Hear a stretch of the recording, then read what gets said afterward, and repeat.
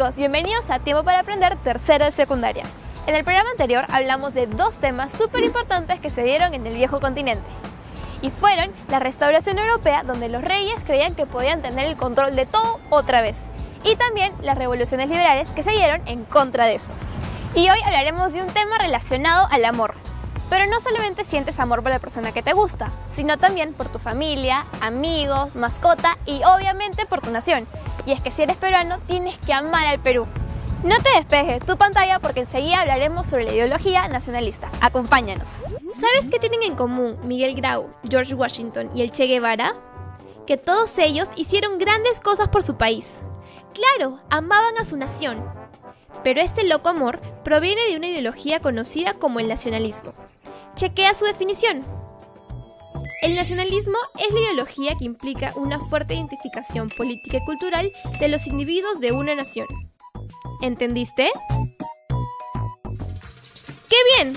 Ahora entenderás entonces por qué en la India todos saben qué es el sari. O sea, esos vestidos bien bonitos que usan las mujeres y tú ni enterado estabas. O también, si hablamos de la política, te darás cuenta de cómo la forma de gobierno que hay en Cuba con los hermanos Castro es muy, pero muy distinta a la que tenemos aquí. Lo mismo ocurre con la cultura japonesa, española, musulmana y por supuesto la nuestra, o sea, la peruana, etcétera, etcétera, etcétera. ¿Ves? Cada país tiene una cultura y forma de gobierno diferente. La ideología nacionalista surge y se difunde en el siglo XIX como consecuencia de las revoluciones liberales en Europa. La idea de lo que es una nación, en un principio, tuvo dos conceptos, uno cultural y otro político. El concepto cultural sostenía que una nación estaba conectada por rasgos como el idioma, religión, ciertas festividades, vestimenta, historia, entre otras cosas que se iban creando con el tiempo. Y que hacía que las personas se sientan identificadas con otras. Algo en lo que creían al 100% los alemanes, ya que defendían este concepto.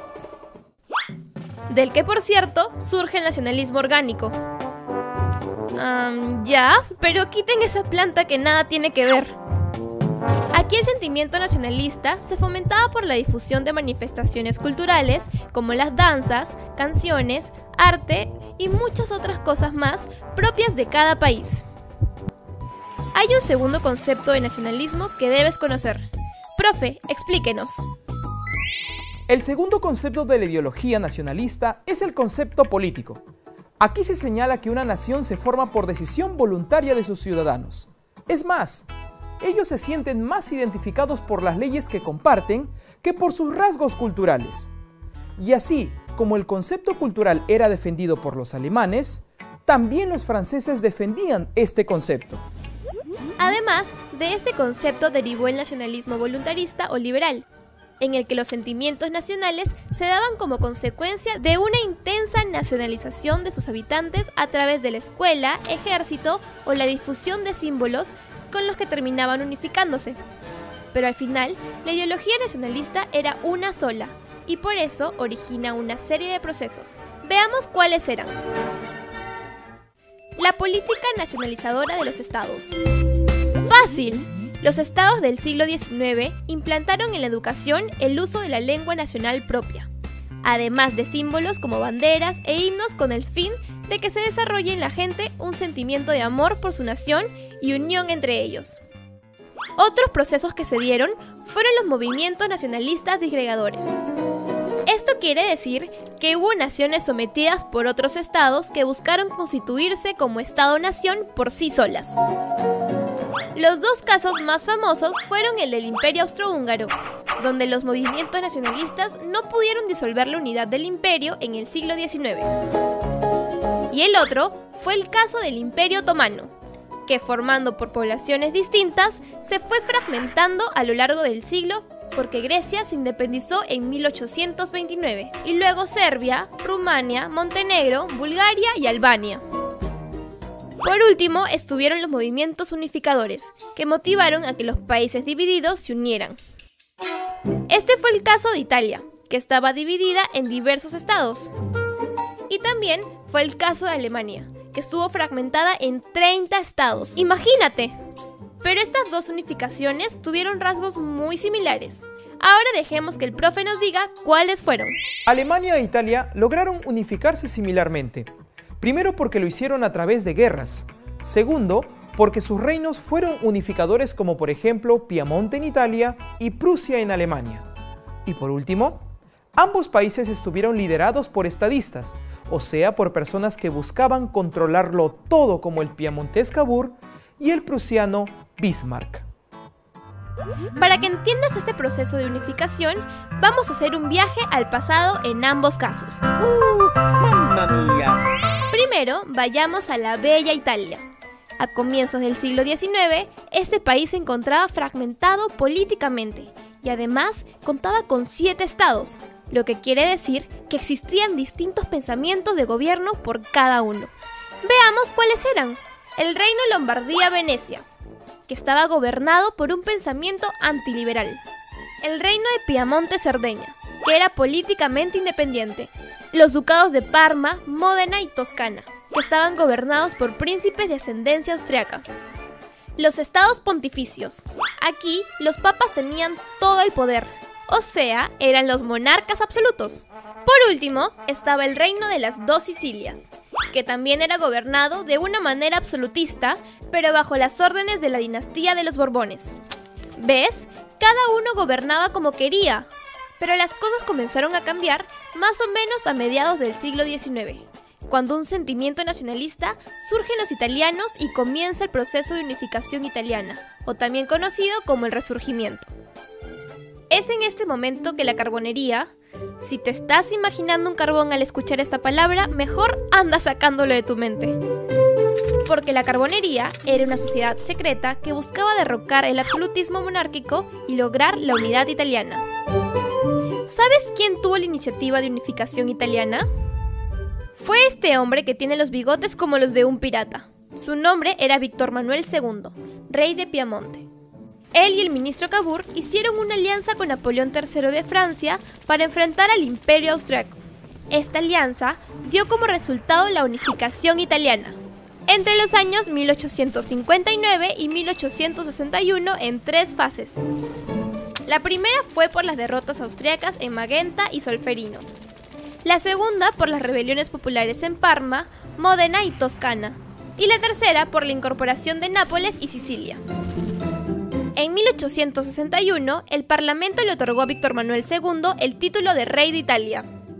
Todo esto tuvo un final feliz para este país, porque en 1871, a pesar de las protestas del Papa, Roma fue ocupada y se convirtió en la capital del Reino de Italia.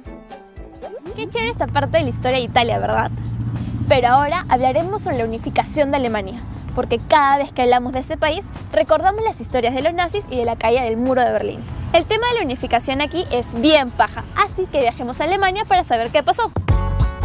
En Alemania también se dio el proceso de la unificación y al igual que con Italia, vamos a hacer un viaje al pasado de su historia para conocer bien qué pasó ahí. Resulta que en 1815 Alemania estaba dividida en 39 estados, imagínate, era un montón, de los cuales sobresalían Austria y Prusia. Igual, todos deseaban formar una sola nación, y mucho más luego de que se unieran para luchar contra Napoleón.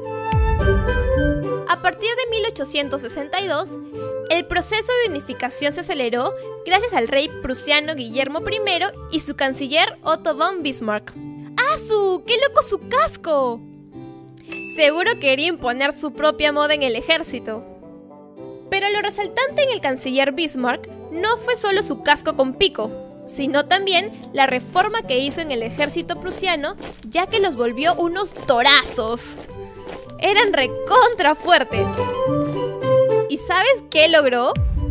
Entre 1863 y 1870, sometió la resistencia interna de otros estados alemanes para que Prusia esté a la cabeza de Alemania y así se pueda formar un estado nacional unificado. En 1870, Prusia entró en guerra con Francia, ganó y con ello consiguió los territorios franceses de Alsacia y Lorena. Además, un año más tarde, Guillermo I de Prusia fue proclamado emperador o Kaiser del Imperio Alemán. Ahora es tu turno. ¿Qué es el nacionalismo? ¿Ideología de fuerte identificación política y cultural de las personas hacia su nación? ¿Ideología de las personas sobre la importancia de su país? ¿Sentimiento de cariño hacia el país de origen? Correcto.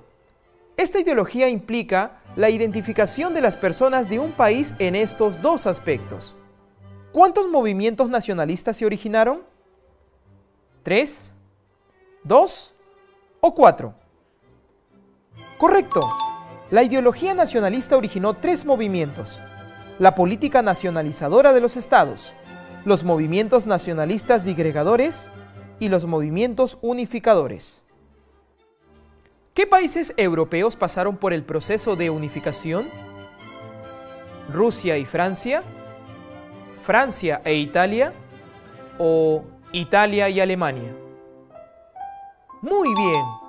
Estos dos países pasaron por este proceso a mediados del siglo XIX. Hoy aprendimos que el nacionalismo surge en el siglo XIX y es la fuerte identificación cultural y política que tienen las personas por el lugar donde han nacido.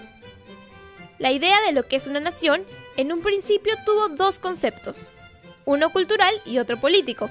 En el concepto cultural se sostiene que la nación se forma con el transcurso del tiempo, con una cultura, lengua e historia en común. En el concepto político se indica que ésta se conforma por decisión voluntaria de los ciudadanos que están unidos por el Estado y sus leyes. Hubo 3 movimientos nacionalistas. El primero fue la política nacionalizadora de los estados, los movimientos nacionalistas disgregadores y los movimientos unificadores. Las unificaciones nacionales europeas fueron las de Italia y Alemania y compartieron los siguientes rasgos. Se lograron a partir de guerras, se basaron en reinos unificadores y fueron lideradas por estadistas. Ambos países estaban fraccionados políticamente en varios estados y lo que se buscaba era la unificación en uno solo. En Italia habían 6 estados y en Alemania 39. Por un lado, la unificación italiana se da cuando el rey piamontés, Víctor Manuel II, y su ministro Cavour se alianzan con Napoleón III para enfrentar a los austriacos. Esta alianza dio como resultado la unificación italiana. Con respecto a la unificación alemana, esta se acelera en 1862 por el rey de Prusia, Guillermo I, y su canciller Otto von Bismarck. Entre 1863 y 1870, sometió la resistencia interna de otros estados alemanes para que Prusia esté a la cabeza de Alemania y así se pueda formar un estado nacional unificado. ¿Sabías que? Se dice que en América Latina también se intentó un proceso de unificación. Algunos asocian este intento de unión latinoamericana con la Gran Colombia a manos de Simón Bolívar, que intentaba unir a países como Chile, Argentina, Uruguay, Perú, Bolivia, Venezuela, Ecuador y Colombia. Ahora ya lo sabes. El verdadero amor por nuestro país se ve tanto en los buenos como en los malos momentos, ya sea celebrando el triunfo de nuestra selección en un partido de fútbol y gritando ¡Viva el Perú!, o cuando nos arden las manos de tanto aplaudirle a las personas que logran que nuestro país sea reconocido por algo bueno a nivel mundial. Sino también debemos estar unidos cuando hay problemas y hay que darnos la mano para que todos estemos bien. El amor por nuestro país es algo que siempre tenemos que tener presentes, porque del amor nace la unión y cada nación debe estar unida para seguir adelante. Espero que hayas aprendido un montón en este programa. Nos vemos en el siguiente capítulo aquí en Tiempo para Aprender, tercero de secundaria, por USMP TV. Aprende con todo.